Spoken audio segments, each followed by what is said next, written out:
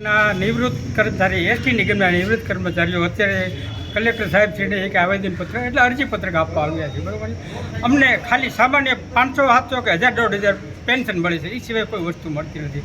માંદગી સબબ બીમારીનો ખર્ચ મળે છે, પણ એમાં અધિકારીઓ એવા પરિપત્ર બહાર પાડ્યા છે કે એમાં તમે કાંઈ લઈ જ ન શકો. એ લોકોએ નક્કી કરી છે એ હોસ્પિટલમાં જવું, પણ માંદગી સમયે કાંઈ નક્કી જ ન હોય ક્યાં જવું, શું સારવાર હોય તો કાંઈ ખબર ન હોય. એટલે આ લોકો એવા બિલ પાસ નથી કરતા અને અમને હેરાન કરે છે. આ માટેની રજૂઆત છે. ઉપરાંત જે બિલ આ લોકો રાખે અમને ફોન કરી દઈએ કે ભાઈ તમે બિલ લઈ જજો. હવે આટલી ઉંમરનો માણસ રાજકોટ બિલ લેવા જઈ શકે? આ બધું ખોટું છે. એટલે આવી રજૂઆત છે અમારી. ડૉક્ટર નિવૃત્ત સુરેન્દ્રનગર ડેપો. અમારી માંગણી એવી છે કે અમારા જે મેડિકલ બિલ છે એ રાજકોટ ડિવિઝન લેવલે પાસ કરવામાં આવે છે અને રાજકોટ મોકલવા પછી કોઈ પણ અન્ય કારણોસર સીટી કાઢી અને પાછા મોકલવામાં આવે છે. જે અહીંયા ટેબલ ઉપર બેસે છે એ એપ્રેન્ટિસો હોય છે, એને કોઈ ખબર હોતી નથી અને કોઈ જવાબદાર વ્યક્તિ હોતો નથી.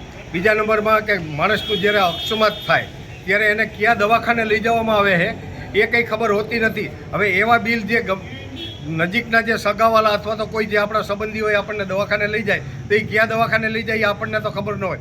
એ એવો આગ્રહ રાખે કે અમને માન્ય હોસ્પિટલો અહીંયા જ જવું. હવે કોઈને એટક આવ્યો, હવે એ તો માણસ બોલી ન શકતો હોય. બીજા નંબરની અંદર કે જે નિવૃત્ત કર્મચારીના બૈરા હોય છે એને પણ જે બિલ મૂકે તો એને પણ ટેટ રાજકોટ લેવા જવું પડે છે. એના માટે 200-400 રૂપિયા ભાડું થાય, જમવાનું થાય. એ લેડીઝ માણસોને પણ અહીંયા બોલાવવામાં આવે છે.